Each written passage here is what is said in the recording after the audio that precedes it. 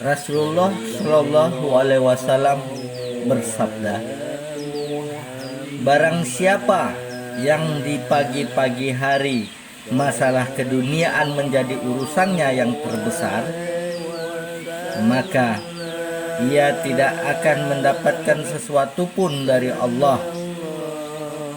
Dan Allah menetapkan 4 hal dalam hatinya, yaitu 1. Dia senantiasa gelisah tanpa berkesudahan.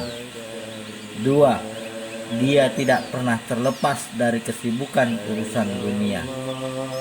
3. Dia menjadi fakir selamanya tanpa pernah kaya. Dan 4. Selamanya ia senantiasa dalam khayalat tanpa ada akhirnya. Abu Hurairah berkata bahwa Rasulullah SAW bersabda kepadaku, wahai Abu Hurairah, maukah engkau aku perlihatkan dunia dan apa yang ada di dalamnya? Aku berkata, ya, baiklah ya Rasulullah. Lalu Rasulullah memegang tanganku dan membimbingnya menuju ke suatu jurang di antara jurang-jurang yang ada di Madinah. Ternyata jurang-jurang itu sebagai tempat sampah. Di dalamnya terdapat kepala-kepala manusia, berbagai kotoran, berbagai gombal, dan tulang belulang,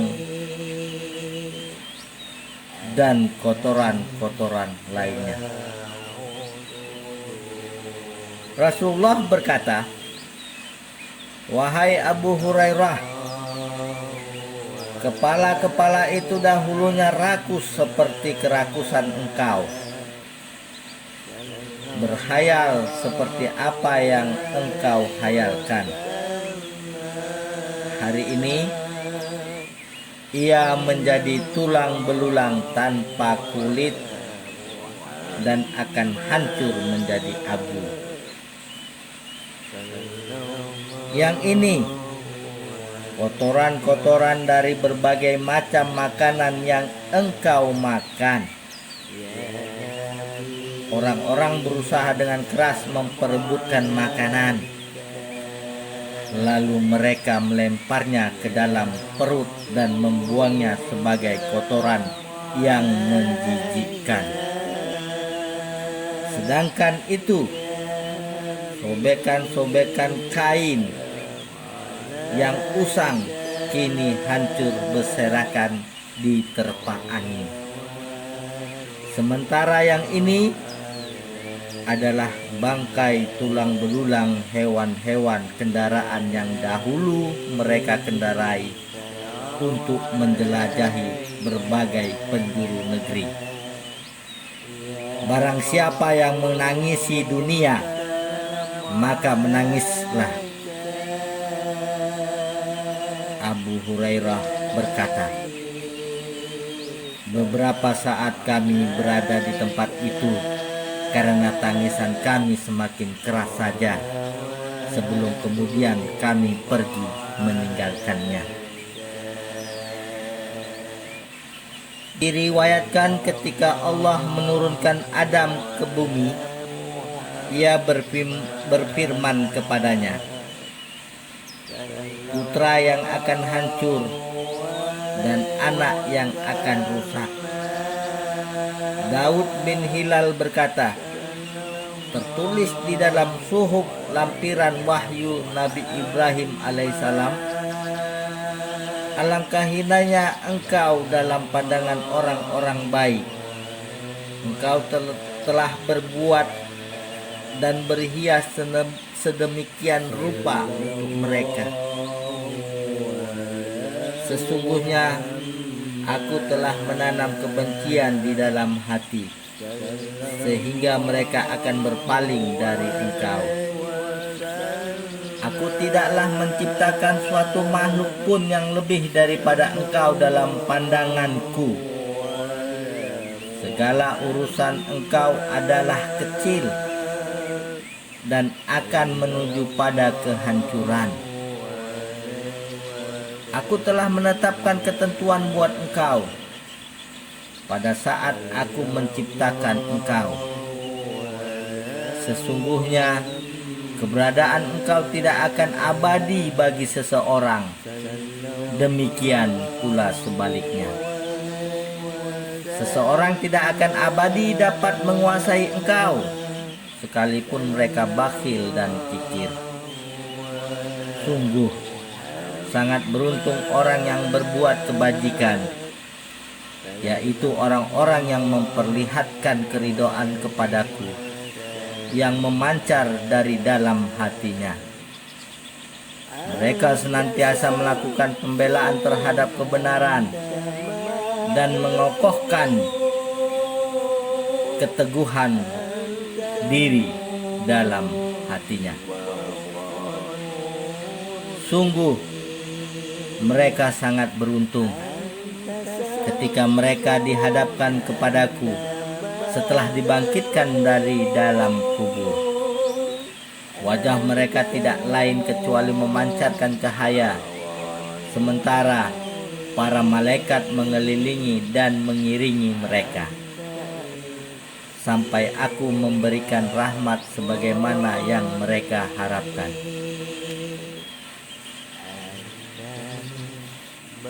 Rasulullah Shallallahu Alaihi Wasallam bersabda, pada hari kiamat akan datang kaum-kaum amal mereka seperti gunung-gunung hama, tetapi mereka diperintahkan ke neraka.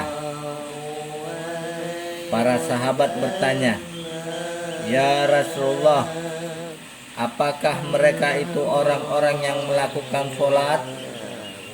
Beliau bersabda, "Ya, mereka itu orang-orang yang melakukan sholat, berpuasa, dan menyempatkan tidur sebentar di waktu malam. Tetapi ketika terlihat oleh mereka sesuatu dari dunia, mereka melompat bergegas untuk mendapatkannya." Nabi Shallallahu Alaihi Wasallam bersabda dalam sebagian khutbahnya, sesungguhnya orang mukmin berada pada di antara dua kekhawatiran, yaitu antara ajal yang telah dia lalui dengan penuh kepuasan, padahal ia tidak mengetahui apakah yang diperbuat oleh Allah terhadap hal-hal yang telah ia lewati itu, dan antara ajal yang masih tersisa. Nabi Shallallahu Alaihi Wasallam bersabda, takutlah engkau dari dunia, karena ia lebih bisa menyihir daripada Harut dan Marut. Diriwayatkan dari Hasan, ia berkata bahwa pada suatu hari Rasulullah Shallallahu Alaihi Wasallam keluar pada para sahabatnya. Lalu beliau berkata, adakah salah seorang di antara kalian yang ingin kebutaannya dihilangkan Allah, lalu ia menjadikannya dapat melihat? Perhatikanlah, sesungguhnya barang siapa yang mencintai dunia dan panjang angan-angan dalam hidupnya, maka berarti Allah telah membutakan hatinya menurut kadar dari hal tersebut. Sementara barang siapa yang berlaku zuhud, membenci dan menjauhi dunia dan pendek angan-angannya, maka Allah akan memberinya ilmu dengan tanpa melalui proses belajar, dan ia memberinya petunjuk tanpa melalui bimbingan. Hanya saja akan datang setelah engkau suatu kaum yang tak dapat menegakkan kekuasaannya kecuali dengan jalan pembunuhan dan pemaksaan serta kesewenang-wenangan. Tidak pula ada orang yang kaya, melainkan ia sombong dan kikir. Tidak juga kecintaan, melainkan selalu diiringi dengan memperturutkan kesenangan dan hawa nafsu. Barang siapa di antara kalian yang menjumpai zaman seperti itu, maka bersabarlah dengan kemiskinannya. Padahal seandainya ia mau, ia dapat berbuat sesuatu untuk kaya. Tetapi hal itu tidak ia lakukan demi keridhaan Allah. Maka orang seperti ini akan diberikan oleh Allah pahala sebanyak pahala 50 orang-orang yang benar, yaitu as-siddiq. Tamat. Demikianlah sambungan kisah Rasulullah didatangi dunia. Semoga kisah-kisah ini bermanfaat bagi saudara-saudaraku dan menjadi pembelajaran bagi kita semua. Tetap semangat menjalankan amal ibadah kepada Allah. Jauhi pikiran-pikiran radikal.